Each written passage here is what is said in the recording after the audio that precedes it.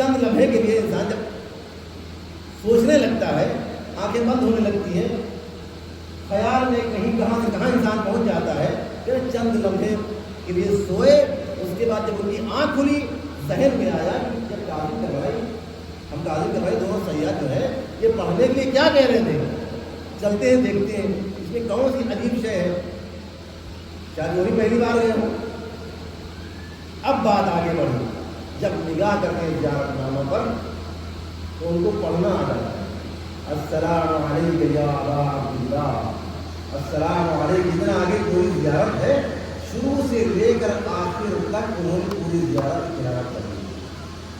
پھر ذہن میں خیال آیا یہ کون سید تھے جو ہم سے پڑھنے کے لیے کہہ رہے تھے اور ہم منع کرتے جا رہے تھے، مجھے پڑھنا نہیں آتا، کاش کہ ان کے کہنے پر عمل کر لیا ہوتا، کاش کہ مجھے ان کے کہنے پر پڑھ لیا ہوتا۔ پڑھنے جا رہے ہیں، اس کے بعد کچھ کتابیں رکھی تھی، اس کو اٹھایا، بول رہے ہیں، ان کو پڑھنا آ گیا، پڑھنے چلے جا رہے ہیں۔ اب یہ ان کے اندر یہ ہوا کہ یہ نہیں معلوم کس کی طرف سے معجزہ ہو گیا ہے۔ عطائے پروردگار کیا ہے؟ اللہ جسے عزت دینا چاہتا ہے، جسے پڑھنا لکھنا سکھانا چاہتا ہے یا حافظ کل قرآن بنانا چاہتا ہے، اسے چند لمحوں میں حافظ کل قرآن بنا دیا جاتا ہے۔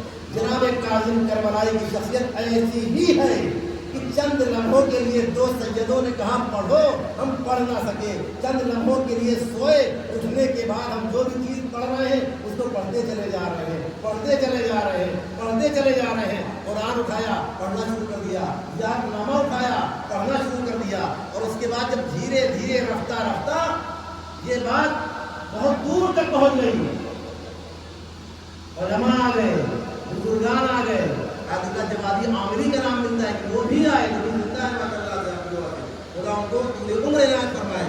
شہید انقلاب آیت اللہ نواب صحابی، اس وقت 32 سال کی عمر تھی، وہ بھی آ گئے، انہوں نے ایگزام لیا، انٹرویو لیا، کیسے ہو سکتا ہے؟ ان کے بیٹوں نے کہا کہ میرے بابا نے اس طریقے سے یہ کام کر رہے تھے کہ دو سید آئے، انہوں نے زیارت گاہ کی زیارت کرائی اور اس طریقے سے ہمارے ابا حافظ کل قرآن ہو گئے۔ وہاں پر امکان نہیں ہے، ممکن ہی نہیں ہے، لیکن اللہ جسے ممکن بنانا چاہتا ہے اسے تو کوئی کچھ کر ہی نہیں سکتا ہے۔ ایک سوال پڑھیں محمد علیہ۔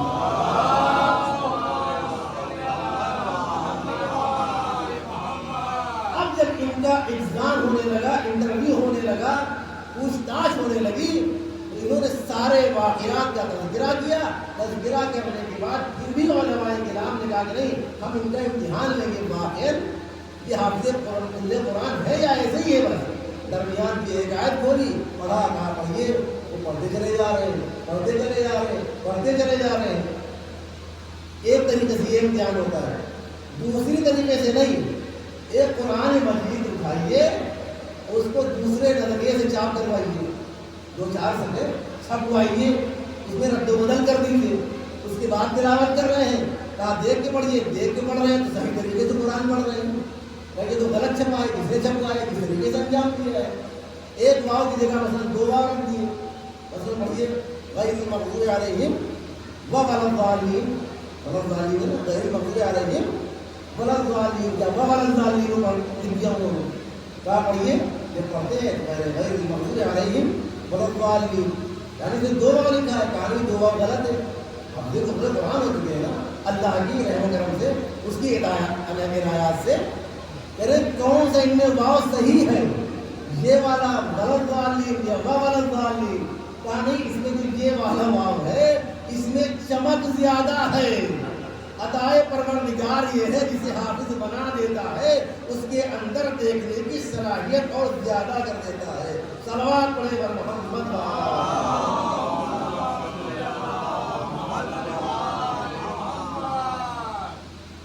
تو اللہ نے ہادی دیتے ہیں کہ ہدایت کا دار و مدار ہمارے ہاتھ میں ہے، کسی کے ہاتھ میں نہیں دیا۔ کسی کو انبیاء کے ذریعے ہدایت دی، کسی کو معصومین کے ذریعے سے ہدایت دی، کسی کو دوسرے علماء کے ذریعے سے، کسی کو دوسرے عام آدمی کے ذریعے سے۔ اس طریقے سے پروردگار عالم نے اپنے بندوں کو راہ مستقیم پر پہنچایا ہے۔ اب آئیے تاریخ میں دیکھا جائے ہمارے وقت کے ساتھ امام موسی کاظم علیہ السلام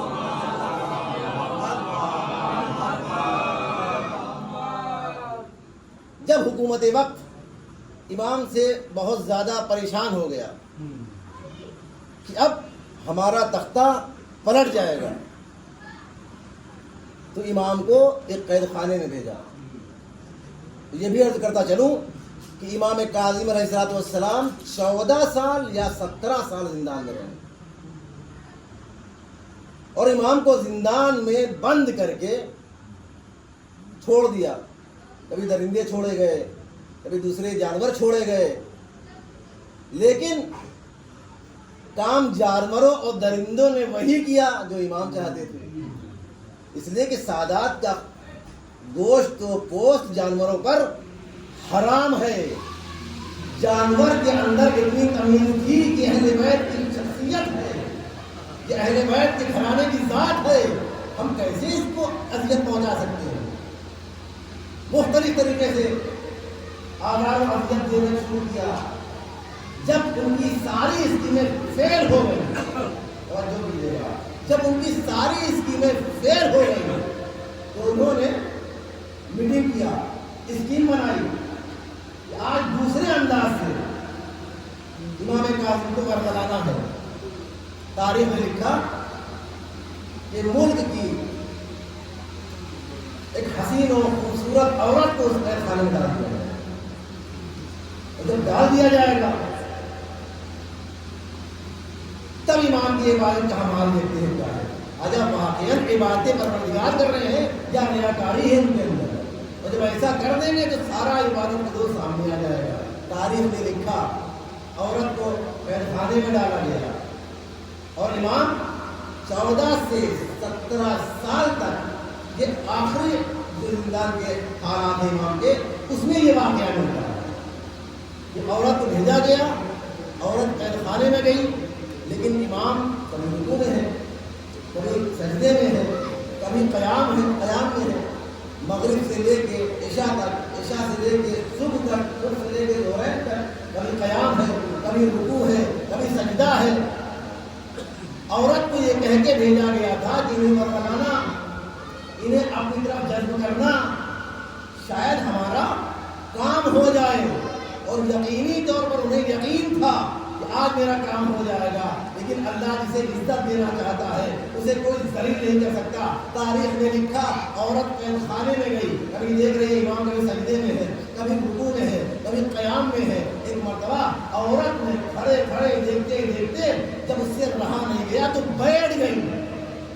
جب بیٹھ گئی پھر دیکھتی رہی، کبھی ان کا سجدہ تمام ہو تو اپنا مدعا بیان کرے، کبھی رکوع تمام ہو تو اپنی سفارش کرے، اپنا مدعا بیان کرے، اپنی خواہش ظاہر کرے، لیکن کبھی امام کا سجدہ ہے، کبھی امام کا رکوع ہے، کبھی امام کا قیام ہے، جو تمام ہونے کا نام ہی نہیں لے رہا ہے۔ ادھر عورت بیٹھے بیٹھے تھک گئی، جب اثر آسمان کی طرف کیا تو آواز آئی، لبیک عبدی لبیک عبدی لبیک عبدی، اے میرے بندے اے میرے بندے اے میرے بندے میری طرف آ جا۔ جب اس نے دیکھا ادھر امام کا سجدہ ہے، بے ساختہ سر سجدے خالد میں رکھا، آواز دی سبحان ربی الاعلی و بحمدہ۔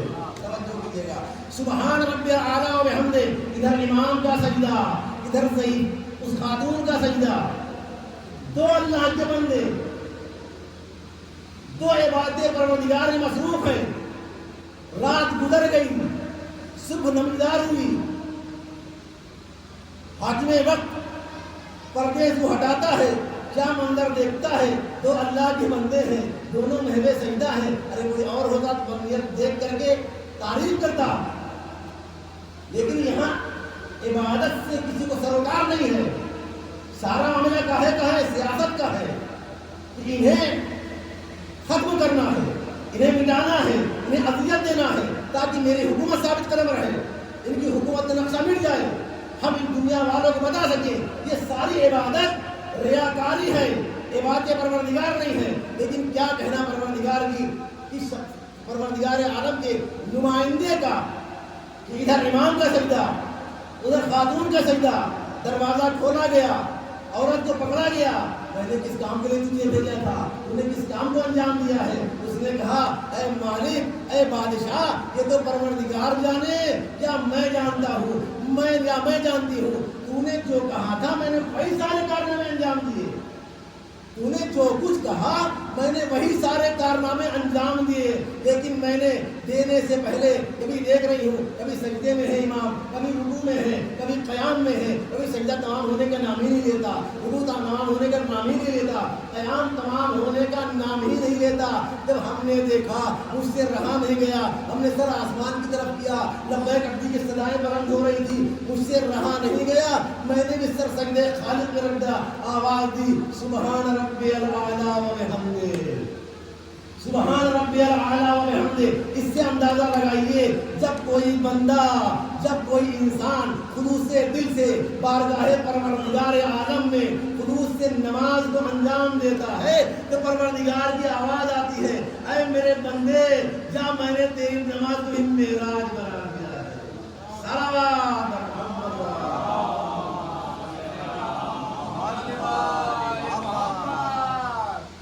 اس طریقے سے امام نے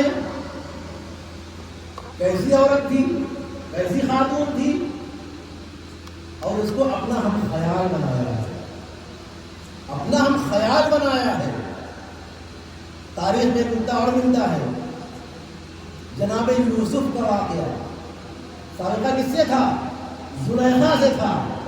ادھر موسیٰ ابن کاظم، موسیٰ کاظم ابن جعفر صادق علیہ السلام کی ذات وہ ہے کہ جنہوں نے زندان میں رہ کر کے اپنی عبادت کے ذریعے، اطاعت پروردگار کے ذریعے اس عورت کے سر کو سر سجدے خالق میں رکھوا کے اپنا ہم خیال بنا لیتے ہیں۔ ادھر جناب یوسف کا جن کا سابقہ جناب زلیخا سے پڑا، لیکن جناب یوسف اور امام کاظم علیہ السلام کی ذات میں ایک فرق ضرور پایا جاتا ہے کہ جناب یوسف نے جناب زلیخا سے اپنے دامن کو داغدار ہونے سے بچا لیا تھا، لیکن زلیخا کو اپنا ہم خیال نہیں بنا سکے۔ موسیٰ ابن کاظم کی ذات وہ ذات ہے جنہوں نے زندان میں اپنی عبادت کے ذریعے سے اس مومنہ کو اپنا ہم خیال نہیں بنایا ہے۔ تو جو اپنی ذات سے، اپنی ذات کے ذریعے سے، اپنی عبادت کے ذریعے سے عورت کے ذہن کو معبود کی بارگاہ میں، خالق کے حقیقی بارگاہ میں موڑ دے، اسے عصمت امامت کہتے ہیں۔ اور جو اپنے دامن کو داغدار ہونے سے بچا کے زلیخا کو اپنا ہم خیال دار بنا نہ سکے، اسے عصمت نبوت کہتے ہیں۔ ایک صلوات پڑھیں محمد۔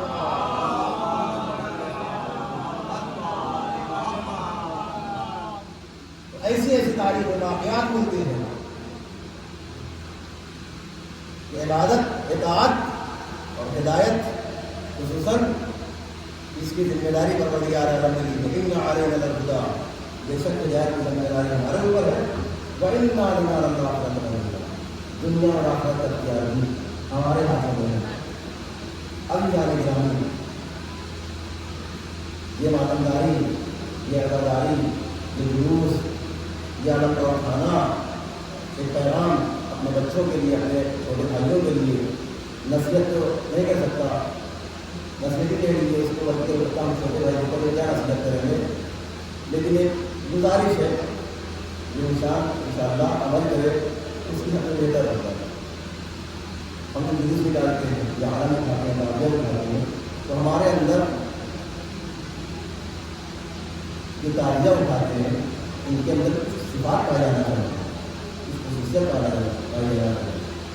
اور یہ زندگی کو ہم عرض کر رہے ہیں کہ اگر ہماری مجلس کا چیز ہو گیا، ہم کہیں بھی مجلس پڑھتے ہیں تو اس بات کی طرف ہمیں توجہ دلانا ضروری ہوتا ہے۔ جب عالم اٹھائیے یا تاریخ اٹھائیے تو باغوزی ہو، باغوزی ہو، اور تاریخ اٹھانے سے پہلے، قدم اٹھانے سے پہلے ذہن میں ایک خیال رکھیے کہ ہم جو علم تعالیٰ اٹھا رہے ہیں یہ علم تعالیٰ کس کا ہے۔ شروع کی مجلس میں نے جملہ کیا تھا وَمَنْ يُعَظِّمْ شَعَائِرَ اللَّهِ، اللہ تعالیٰ کی جتنی شعائر ہیں، جتنی نشانیاں ہیں، جتنی علامتیں ہیں، کہ علامتیں نشانی ہیں، پرچم، اس کا احترام ہمارے اوپر ضروری ہے۔ حسن نصر اللہ کا جملہ پوری دنیا میں پھیل رہا ہے. جب بھی کسی جلوس میں جاؤ، جب بھی کسی معلومداری میں جاؤ، جب بھی عزاداری میں جاؤ تو اپنے کو باوضو ہو کر کے پہنچاؤ. کیوں پہنچاؤ؟ اس لیے کہ جب وقت جلوس کے دوران میں تاجداری کے درمیان میں اگر وقت نماز ہو جائے تو جلوس کو وہیں پر روک کر کے نماز کو قائم کر دو تاکہ مقصد حسین شامل ہو جائے. عزاداری اسی لیے تو ہے نا. اور یہ عزاداری، یہ مجلس اعضا، یہ ایک درس ہے. ایک ایسا درس ہے. ہم کسی مدرسے میں جب پڑھنے گئے تھے، اسکول دوسرا، بڑے ہوئے اسکول دوسرا ہو گیا، جوان ہوئے اسکول دوسرا ہو گیا. ہوتا نہیں ہے نسائی کا اسکول کوئی دوسرا ہوتا ہے، یہ کا اسکول دوسرا ہو جاتا ہے، آٹھویں ہائی اسکول کا اسکول دوسرا ہو جاتا ہے، عربی کالج کا اسکول دوسرا ہو جاتا ہے، انگلش کالج کا دوسرا ہو جاتا ہے. سب الگ الگ، ایک نہیں ہو سکتا نا. جونیئر بھی ہو، ہائی اسکول بھی ہو، انٹر بھی ہو، بی اے بھی ہو، ایسا تو نہیں ہوتا نا. ہو سکتا ہے، ہو سکتا نہیں ہو سکتا ہے، لیکن ہونے نہیں دیتے. ہو سکتا ہے لیکن ہونے نہیں دیتے ہیں. یہ عزاداری، یہ ماتمداری، یہ ایک ایسا درس ہے اس میں چھوٹے سے بچے سے لے کر کے بوڑھے تک کا کلاس شامل ہوتا ہے. چاہے بڑا ہو، چھوٹا ہو، ضعیف ہو، کسی بھی سن کا ہو، حتیٰ کہ مسلمان ہو، غیر مسلمان ہو، ہندو ہو، یہودی ہو، کوئی بھی فرقے کا ہو، اس درس میں ہر انسان شامل ہوتا ہے. کوئی ممانعت نہیں ہے، کوئی پریشانی نہیں ہے. کہیں اور جا کر کے دیکھ لیجیے، چھوٹے بڑے کی اسکول لے کر کے اختلاف ہو جائے گا، مشکلات سامنے آ جائیں گی. یہ ایسا درس حسینی ہے، بچے سے لے کر کے بوڑھے تک سب ایک درس میں شامل ہے. یہ کون سا جذبہ لاتا ہے؟ ابھی ہم آپ لوگوں نے بھی جلوس کیا ہوگا، گشت کیا ہوگا. عالم کو ہوتا ہے، ہوتے ہیں صبح سے لے کے ایک گاؤں سے دوسرے گاؤں، تیسرے گاؤں، چوتھے گاؤں، پانچویں گاؤں جاتے نہیں جاتے. کیسے جاتے ہیں؟ عالم سے نکلتے ہیں، راستہ دیکھتے ہیں، کوئی گاڑی ہو جائے تو رہبر تک پہنچ جاتے ہیں. پیدل چلنے کی ہمت نہیں ہوتی. لیکن کیا کہنا، اس درس سے حسین بن علی کا علم کو لیے ہوئے، تعزیے کو لیے ہوئے، ایک جگہ سے دوسری جگہ، دوسری جگہ سے تیسری جگہ، یہ کاہے کا پیغام دے رہے ہیں؟ کیوں جا رہے ہیں؟ امام حسین علیہ السلام نے درس دیا ہے کہ آپس میں متحد ہو جاؤ، اختلاف کو دور کرو. اتحادی کا تو ہے نا، علم ملانے جاتے ہیں. یہ علم ملا کے بتاتے ہیں کہ ہمارے اندر اتحاد ہونا چاہیے. اور جس طریقے سے ہم علم ملاتے ہیں، ایک دوسرے کی گاؤں ملاقات کرنے جاتے ہیں، اپنے سینوں کو بھی انسان پاک بنائے. قدرتیں، بغض، نفاق، حسد، جلن، یہ سب کو سائڈ میں رکھنا ہوگا، تب مقصد حسین سمجھ میں آئے گا. اس مجلس میں، اس عزاداری میں آنے کا مقصد یہی ہے. شاعر نے کیا خوب کہا ہے کہ دنیا کا اختلاف قیامت سے کم نہیں، دنیا کا اختلاف قیامت سے کم نہیں، اور آپس کا اتحاد عبادت سے کم نہیں. اختلاف سے دین و دنیا دونوں بگڑتی ہے، اتحاد سے دین و دنیا دونوں فرق. صلوات پڑھ محمد.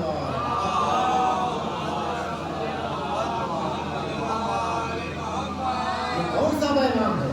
حسینیت کا پیغام. جب امام حسین علیہ السلام نے مدینے کو چھوڑا ہے، وہی مسئلہ سامنے بھی آتا ہے.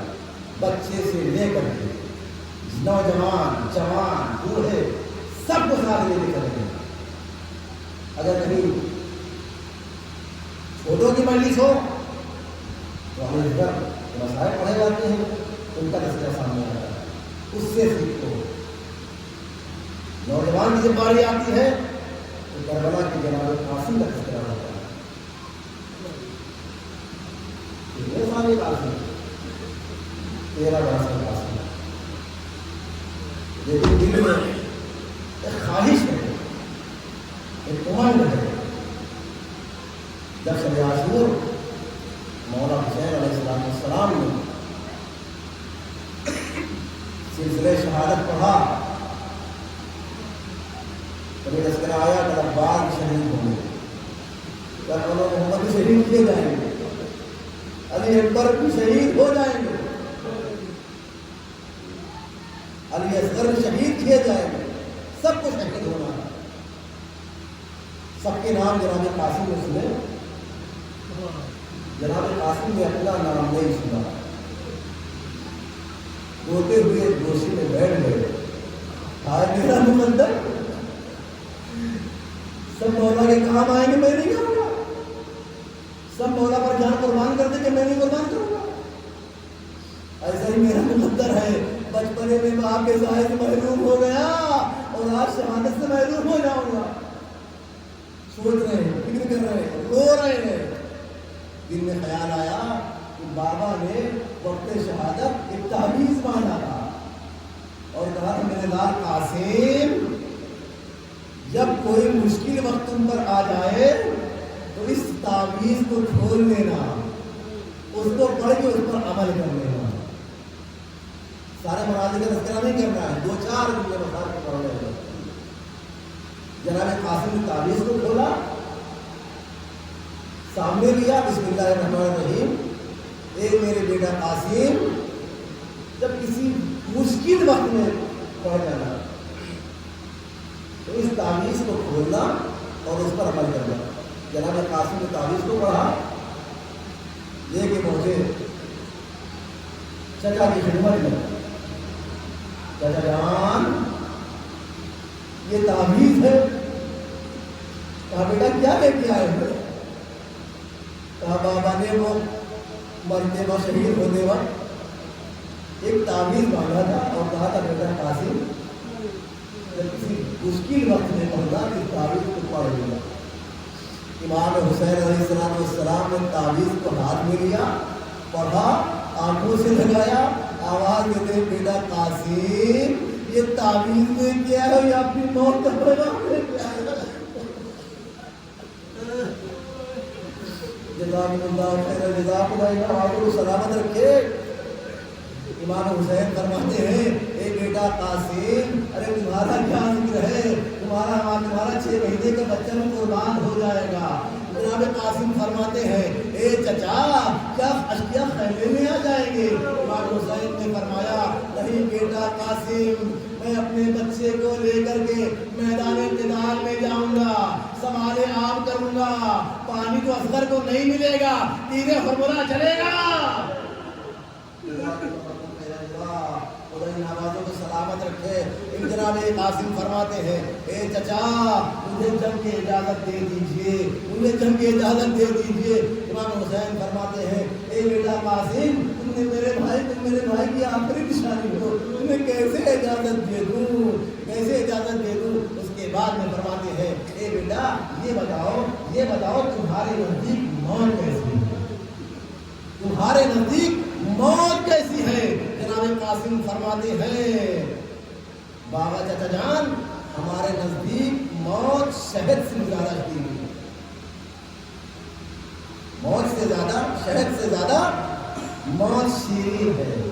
پیغام دیا جناب قاسم نے، کیا سمجھ ملتا ہے؟ انسان کو موت سے کبھی خراب نہیں، انسان کو ڈرنا ہے۔